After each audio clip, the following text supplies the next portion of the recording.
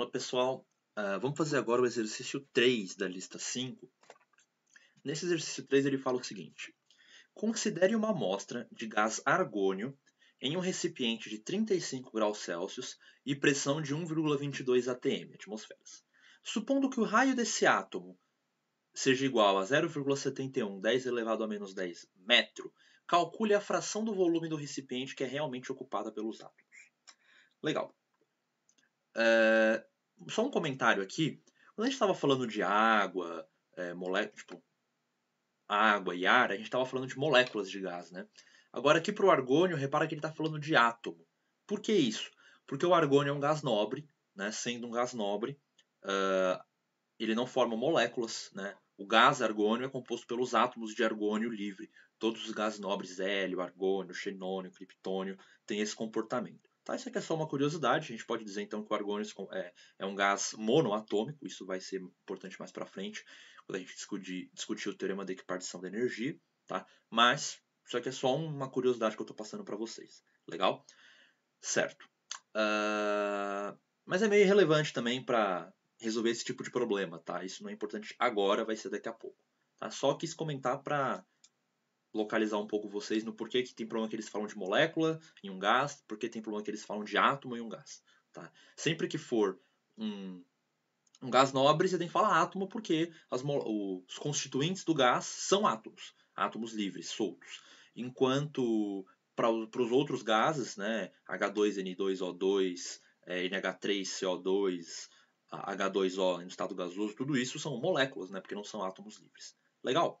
Então, dada essa digressão, vamos lá. Ele quer que eu calcule qual é a fração do volume do recipiente que é realmente ocupada pelos átomos. Bom, para fazer isso, vamos partir de um volume base. Vamos supor que a gente tem 1 metro cúbico de gás. Tudo bem? Vamos calcular o número de moléculas, o número de átomos que a gente tem em 1 metro cúbico. Como que a gente faz isso? A gente usa a equação do gás ideal, PV igual a NKBT, isola o N, PV sobre KBT. A gente já fez isso no exercício 1 e no exercício 2. Tá? Agora a gente substitui. Bom, a pressão é 1,22 atm, 1,22 vezes 1,02 10 a quinta, porque a gente tem que passar para Pascal, vezes o volume em metro cúbico, que é 1, por isso que eu escolhi em metro cúbico, para já não ter que fazer conversão aqui, que é 1, tá? Dividido pela constante de Boltzmann, 1,38 10 a menos 23, vezes a temperatura, 35 graus Celsius, soma 273 e a gente obtém 308 Kelvin. Legal?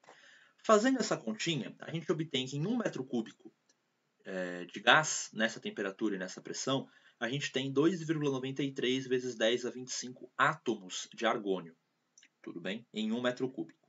Então esse é o número de átomos que a gente tem. Agora, o que está acontecendo? Imagina que a gente tem uma caixa de 1 metro cúbico, um recipiente de 1 metro cúbico.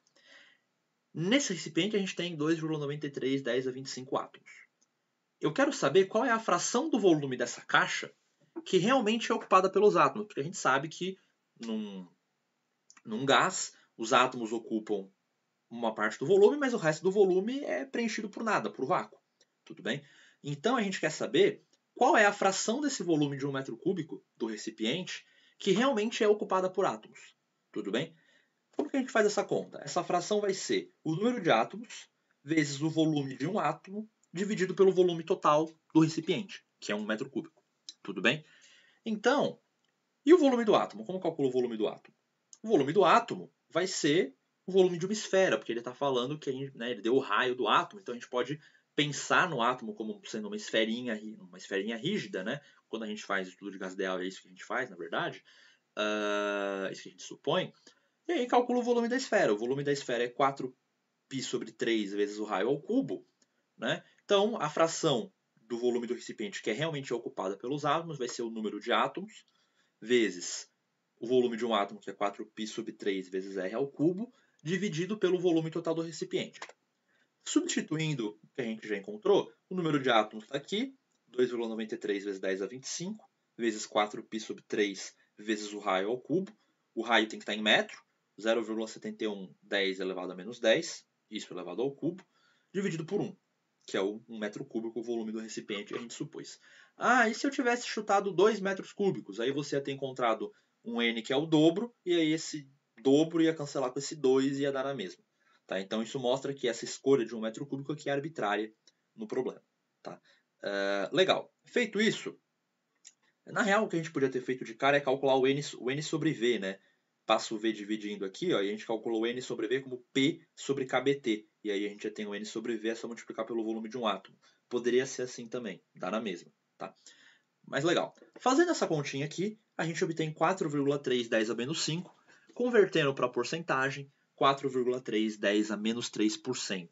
Ou seja, 4 milésimos de por cento é a fração do volume que é realmente ocupada pelos átomos. Então reparem que um gás é praticamente um espaço vazio, né? Porque só cerca aí de 10 a menos 3% do volume do recipiente é realmente ocupado pelos átomos. Então isso dá uma noção de que quando a gente tem um gás, né, praticamente todo aquele espaço ocupado pelo gás não tem nada, é um espaço vazio. Tudo bem? Isso é bem uma coisa interessante para a gente pensar. Né? Mas é isso, o problema era simples, tinha que calcular o número de átomos em um determinado volume, multiplicar esse número de átomos pelo volume de um átomo, né? Número de átomos pelo volume de um átomo dá o volume ocupado pelos átomos, dividir pelo volume total do recipiente, a gente encontra essa fração de ocupação. Beleza? Então, esse foi o exercício 3.